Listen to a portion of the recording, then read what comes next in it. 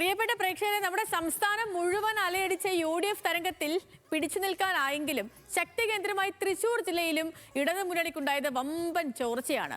2021 തിരഞ്ഞെടുപ്പുമായിട്ട് താരതമ്യം ചെയ്യുമ്പോൾ 1,31,085 വോട്ടിന്റെ കുറവ് അവിടെ ഉണ്ടായി. അതേസമയം 1,25,584 വോട്ടിന്റെ വർധനവ് ജില്ലയിൽ നിന്നും UDFന് നേടാനും കഴിഞ്ഞു.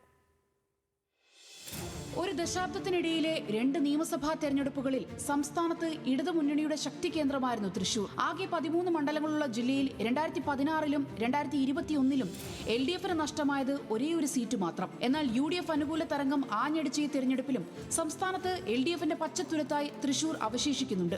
3 സിറ്റിംഗ് സീറ്റുകൾ നഷ്ടമായതിനൊപ്പം വോട്ടിലും ഭൂരിപക്ഷത്തിലും കാര്യമായ പരിക്കുകൾ തന്നെയാണ് മുന്നണിക്ക് സംഭവിച്ചിട്ടുള്ളത്. 2026 നിയമസഭാ തെരഞ്ഞെടുപ്പിൽ 7,99,449 വോട്ടുകളാണ് തൃശൂരിൽ നിന്ന് LDF ആകെ സമാഹരിച്ചത്. 2021 തെരഞ്ഞെടുപ്പിൽ ഇത് 9,30,539 വോട്ടുകളായിരുന്നു. കണക്കുകൾ പരിശോധിച്ചാൽ കാണാനാവുക 1,31,085 വോട്ടുകളുടെയും 7% ചോർച്ച.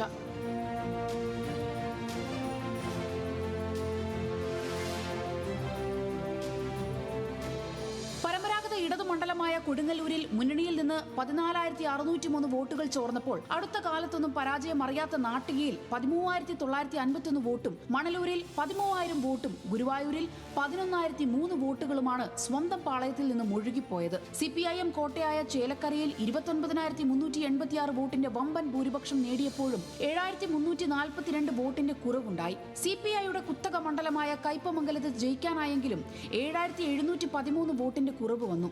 മറ്റു മണ്ഡലങ്ങൾ പരിശോധിച്ചാലും 12,000 മുതൽ 6,400 വരെ വോട്ടുകൾ LDFിൽ നിന്ന് ചോർന്നെന്ന് വ്യക്തം.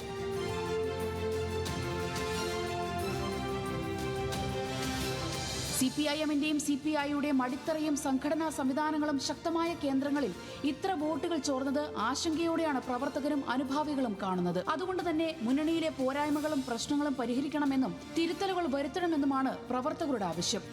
ന്യൂസ് മലയാളം, തൃശൂർ.